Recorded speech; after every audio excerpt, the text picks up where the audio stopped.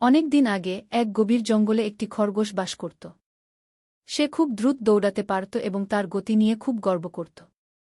অন্যদিকে একটি কচ্ছপও সেই জঙ্গলে থাকত।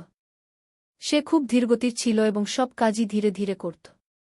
খরগোশ সবসময় কচ্ছপকে তার ধীর গতির জন্য উপহাস করত। একদিন খরগোশ কচ্ছপকে চ্যালেঞ্জ করল একটি দৌড় প্রতিযোগিতার জন্য। কচ্ছপ শান্তভাবে রাজি হয়ে গেল। জঙ্গলের সব পশুপাখি দৌড় দেখতে জড়ো হল। শিয়াল তাদের দৌড় শুরুর সংকেত দিল। খরগোশ মুহূর্তেই তীর বেগে ছুটতে শুরু করল এবং দেখতে দেখতে অনেকটা এগিয়ে গেল। কচ্ছপ তার স্বভাবসুলভ ধীর গতিতে পথ চলতে লাগল।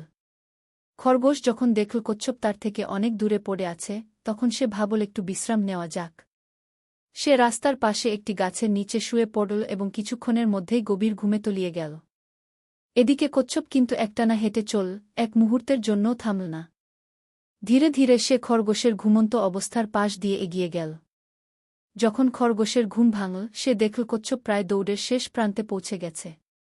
খরগোশ তাড়াতাড়ি করে দৌড়াতে শুরু করল, কিন্তু ততক্ষণে অনেক দেরি হয়ে গেছে। কচ্ছপ ধীরগতিতে হলেও অবিচলভাবে হেঁটে গিয়ে দৌড় প্রতিযোগিতা জিতে গেল। খরগোশ তার অহংকার এবং অতিরিক্ত আত্মবিশ্বাসের কারণে হেরে গেল। এই গল্প থেকে আমরা শিখি যে ধীর ও স্থির ব্যক্তিই শেষ পর্যন্ত জেতে।